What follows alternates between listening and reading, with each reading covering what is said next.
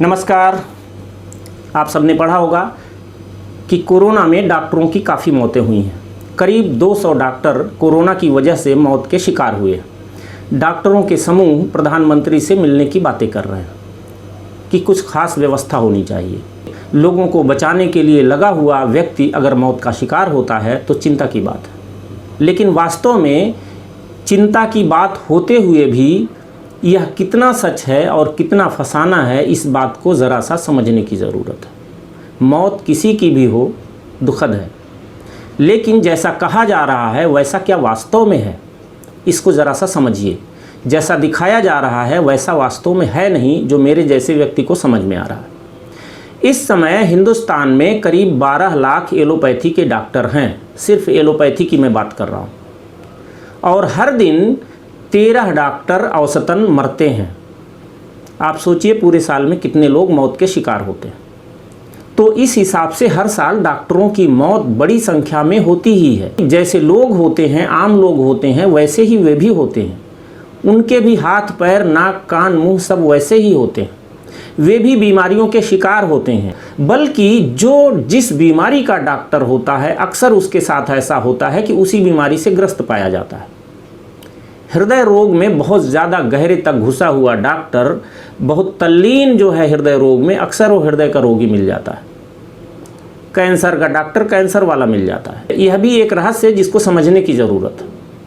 हिंदुस्तान के डॉक्टर या दुनिया के डॉक्टर, आप यह नहीं कह सकते कि वे स्वस्थ हैं, वे भी बीमार हैं, अलग अलग बीमारियों से मरते रहते हैं। यहाँ भी वही स्थिति है। कोरोना में जो 200 डॉक्टर मौत के शिकार हुए हैं, उन मौतों की संख्या पर ज़रा गहरे से सोचने की ज़रूरत है कि वास्तव में ऐसा है नहीं, और है तो इसके पीछे वजह क्या है।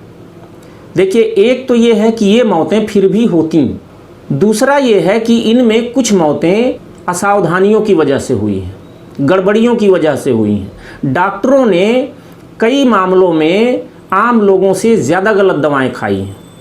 शुरू में तो ये हाल था कि हाइड्रोक्सी क्लोरोक्विन को कह दिया गया कि इम्यूनिटी बढ़ाती है, और बड़े बड़े डॉक्टरों ने बिना बीमार हुए भी नियमित लगातार कुछ दिनों तक हाइड्रोक्सी क्लोरोक्विन खाया। हृदय के लिए खतरनाक है, कई और तरह से बहुत गंभीर खतरे हैं, उसको एक स्वस्थ व्यक्ति लगातार खाएगा तो आप सोचिए स्थिति क्या होगी। कई लोग इस वजह से मौत के शिकार हुए। इसके अलावा आप पीपीई किट इतनी देर तक पहने रहते हैं, ठीक से सांस नहीं ले सकते, यहाँ की यूरिनल का इस्तेमाल ढंग से नहीं कर सकते। ऐसी स्थिति में क्या होगा? 8-8 घंटे लगातार मास्क लगाए रखना, ठीक से आप ऑक्सीजन इनहेल नहीं कर सकते हैं, बार बार अपने ही शरीर का छोड़ा हुआ कार्बन डाइऑक्साइड आप अंदर खींचते हैं। इस तरह से मास्क लगाने से आपकी इम्यूनिटी का क्या हो रहा होगा, यह आप खुद समझिए। तो डॉक्टर कोई यूं ही नहीं मर रहे हैं कि कोरोना से मर रहे हों। दूसरी तरफ एक दिलचस्प बात समझिए, आयुर्वेद के डॉक्टर, नेचुरोपैथी के डॉक्टर और होम्योपैथी के डॉक्टर, एक भी मौत कोरोना से नहीं हुई है। आखिर बात क्या है? संक्रमण तो उनको भी हुए, ढेर सारे लोग कोरोना पॉजिटिव हुए, लेकिन होम्योपैथी, आयुर्वेद और नेचुरोपैथी के डॉक्टर नहीं मरे। वजह क्या है? बात सीधी है, उनके पास इलाज है, उनके पास तरीका है। आयुर्वेद में भी बचने का तरीका है, जिसको कोरोनिल के नाम से स्वामी रामदेव ले आए तो उन पर तमाम तरह की बंदिश लगा दी गई। एक आसान तरीका था, सस्ता तरीका था, आज भी वो बचा सकता है। अब इम्यूनिटी बढ़ाने के नाम पर खेल हुआ कि इम्यूनिटी बढ़ाने के नाम पर आप कह सकते हैं, इलाज के नाम पर आप कह नहीं सकते। वह एक अलग मुद्दा है कि आखिर इम्यूनिटी बढ़ाना क्या होता है और इलाज क्या होता है। शरीर की इम्यूनिटी ही हमें ठीक करती है, बीमारियों से या बचाती है। अगर इम्यूनिटी ना हो तो आपके किसी भी इलाज का कोई मतलब नहीं। तो इम्यूनिटी सिर्फ इम्यूनिटी नहीं है, इम्यूनिटी दरअसल इलाज भी है। इस बात को भी समझने की ज़रूरत है। लेकिन क्योर शब्द एलोपैथी ने जैसे पेटेंट कर लिया है, एक ऐसा शब्द जो एलोपैथी पर लागू ही नहीं होता। एलोपैथी में कोई भी बीमारी कभी भी क्योर नहीं होती है, यह एक बड़ा रहस्य है। इस रहस्य पर अलग से कभी बात करूंगा क्योर क्या है, पूरी तरह से ठीक होना क्या है, स्वस्थ होना क्या है। एलोपैथी में हम बाईपास करते हैं बीमारियों को।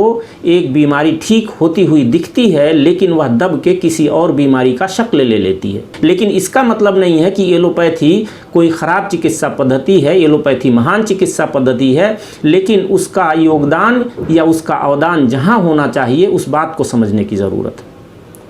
तो बात यह है कि डॉक्टरों की मौत किस वजह से हो रही है या किस वजह से हुई है, इसको पूरी तरह से समझने की ज़रूरत है और इसमें हाहाकार मचाने वाली कोई स्थिति नहीं बनती है। इस बात को ज़रा सा समझेंगे तो बात समझ में आएगी। हमारी चिंता, हमारी सरकार की चिंता अगर वास्तव में लोगों की जान बचाने की है तो वे आसान तरीके जो हमारे यहाँ परंपरा में सदियों से मौजूद रहे हैं उनको दरअसल सामने ला कर देखने की ज़रूरत है। इसके बाद हम बड़ी आसानी से इन सारी स्थितियों को काबू में कर लेंगे, ये कोई बड़ी बात नहीं। तो मेरे ख्याल से मेरी बात समझ में आ रही होगी कि डॉक्टरों की मौत पे वास्तव में चिंता जताते हुए भी कितना शोर मचाने की ज़रूरत है।